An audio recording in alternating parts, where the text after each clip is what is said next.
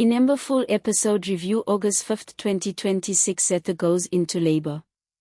If you thought this family had already used up every ounce of drama it could possibly hold, tonight's episode of Inimba proves you were dead wrong, because right when everyone least expects it, Zethu goes into labor in the middle of the biggest family blow-up this show has given us all year. Stick around, because by the end of this video you are going to understand exactly why Cosmos City is about to be turned completely upside down. Let's set the scene properly before we get into the labor drama, because tonight's episode did not waste a single second. From the opening minutes, the tension in the Zondo household was already thick enough to cut with a knife.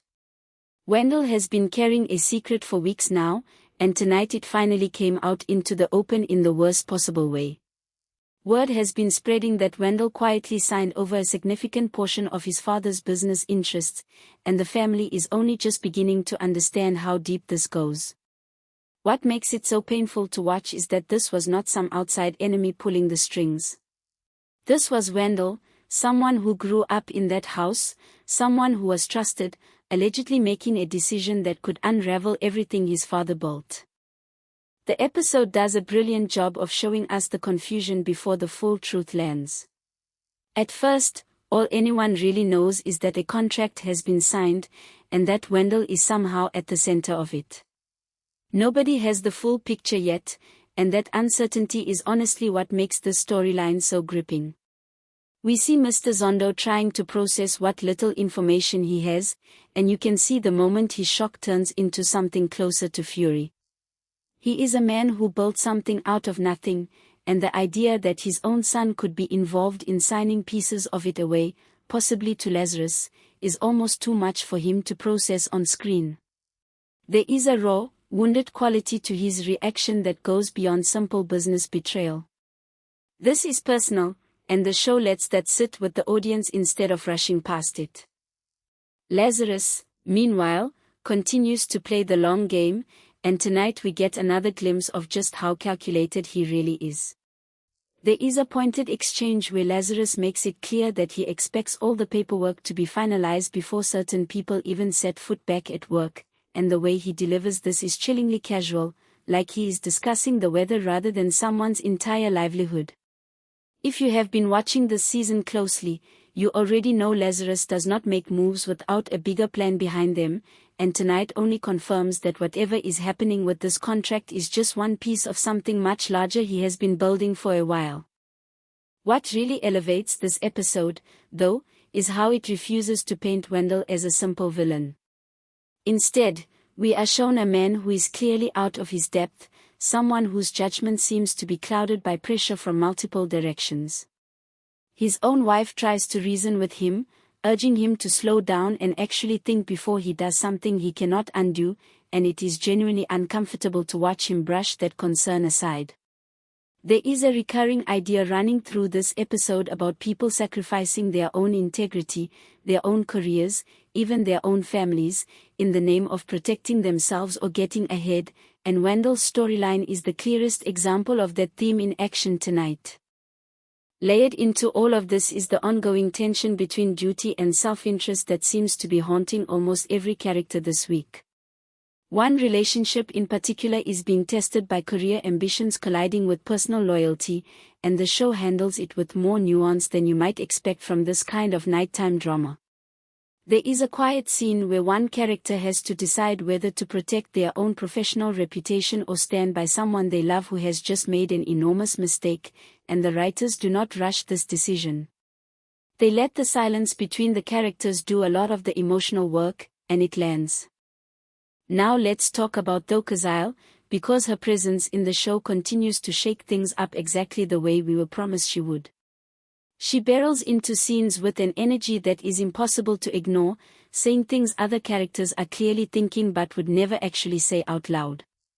Tonight she gets pulled into the middle of the family chaos almost by accident, mostly because she cannot help herself from getting involved in everyone else's business.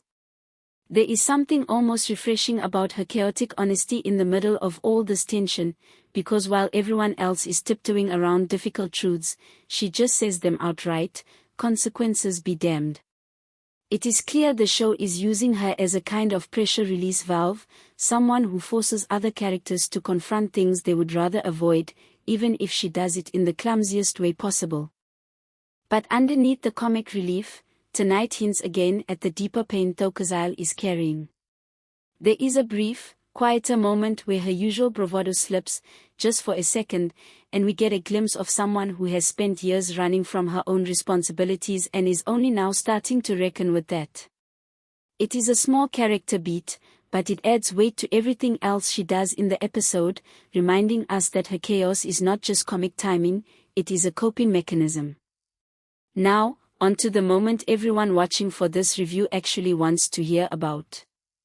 As the family drama reaches a boiling point, with raised voices, accusations flying, and everyone trying to process the news about the contract, Zethu suddenly goes very quiet in the middle of the room. At first nobody notices, because everyone is too wrapped up in their own anger and confusion. Then she grips the back of a chair, and the look on her face changes completely. It takes a beat for anyone in the room to register what is happening, and that delay actually makes the moment hit harder, because the audience realizes it before most of the characters do. When she finally says the words out loud, that the baby is coming, the entire tone of the episode shifts instantly. All that built-up tension about contracts and betrayal gets swept aside in a heartbeat, replaced by pure panic and adrenaline. What I loved about how this was staged is the contrast it creates.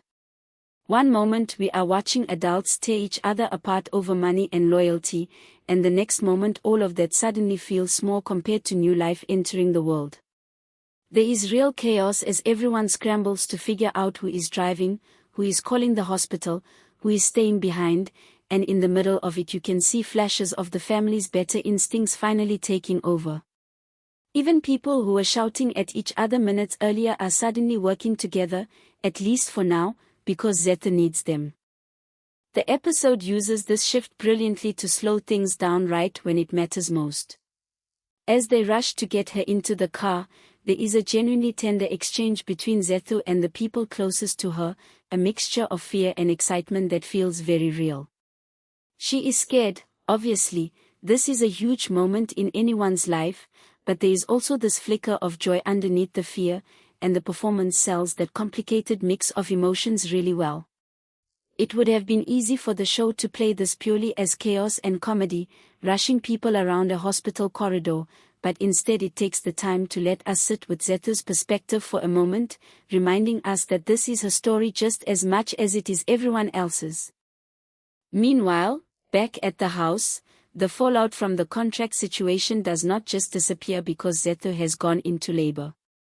If anything, the sudden interruption makes the unresolved tension even more noticeable once the initial panic settles. A few characters are left behind, and in that quieter aftermath we get some of the most interesting dialogue of the whole episode. There is a conversation that finally starts unpacking exactly how much damage this contract could actually do, and for the first time we get some real clarity on what Wendell may have agreed to and why. It becomes clearer that this was not a single reckless decision but something that had been building for a while, tied into pressure Wendell has apparently been under both at work and at home. The show is smart to plant this here, right after the emotional high of the labor scene, because it means the audience cannot fully relax. Even as we are excited about the baby, we know this business situation is nowhere near resolved. There is also a smaller subplot ticking along in the background involving a graduation celebration that clearly means a great deal to one part of the family, tied to someone who is no longer physically present but who is remembered vividly throughout the episode. It is a quieter, more reflective thread compared to everything else happening tonight, but it adds an emotional undercurrent that ties into the show's larger themes about family, loss, and moving forward even when it feels impossible. Watching one character interact with a photograph as though they are speaking to someone who should be there is a genuinely moving piece of acting, and it is a good reminder that Inimba is not just about business betrayals and dramatic confrontations, it also knows how to sit with grief in a way that feels earned rather than manipulative. By the time the episode heads toward its final act, the pacing really picks up. We cut between the tense hospital arrival, where everyone is trying to hold it together while waiting for news, and the house, where the remaining family members are left to stew in the consequences of what has just come to light. The editing does a great job of building anticipation on both fronts at once, so that by the closing minutes you genuinely do not know which storyline is going to deliver the bigger gut punch. Is it going to be news from the hospital, or is it going to be a confrontation back home that changes everything we thought we understood about who is really pulling the strings in this family? Without spoiling exactly how the episode ends, because a lot of the impact here comes from watching it unfold in real time, I will say that Inimba once again proves why it has become one of the most talked about telenovelas on Mzansi Magic right now. This is a show that understands how to weave together big structural drama, the kind involving money, power, and betrayal, with much smaller, more intimate emotional beats, like a sister showing up unannounced or a family finally being forced into the same room together during a crisis. Tonight's episode manages to hold all of that at once without ever feeling overstuffed, which is honestly not an easy balance to strike in a nightly drama format. What stands out most to me watching this episode is how well the writers use urgency to reveal character. Under pressure, we see exactly who steps up and who falls apart. We see who is capable of setting aside their pride for the sake of someone they love, and who cannot let go of their anger even when a family member is going through one of the most significant moments of her life. That is genuinely strong writing, because it uses plot as a way to deepen character rather than just moving pieces around for the sake of drama. If tonight's episode is any indication of where this season is heading, we are in for an incredibly intense stretch of episodes. The business fallout from Wendell's decision is clearly not finished. Lazarus is still playing a longer game than anyone else in the room seems to realize, though Kazil's chaotic energy is only going to keep stirring the pot, and now there is a new baby entering a family that is already stretched to breaking point. That is a lot of moving pieces, but based on how confidently tonight's episode juggled all of them, I have a lot of faith the writers know exactly where they are taking us. So that is my full breakdown of tonight's Inimba episode for the 5th of August. A family already on the edge, a betrayal that is only just beginning to surface, and right in the middle of it all, a new life about to arrive and change everything, whether this family is ready for it or not. I want to be upfront that some of the finer plot details here are based on early viewer discussion and my own reading of how the episode played out, so if anything shifts once the full picture becomes clearer, I will absolutely come back and update you all. If you enjoyed this recap, let me know in the comments what you think is really going on with that contract, because I have a feeling this is only the beginning of a much bigger storyline. Thank you so much for watching. Make sure you are subscribed so you never miss a breakdown of this show, and I will see you in the next one.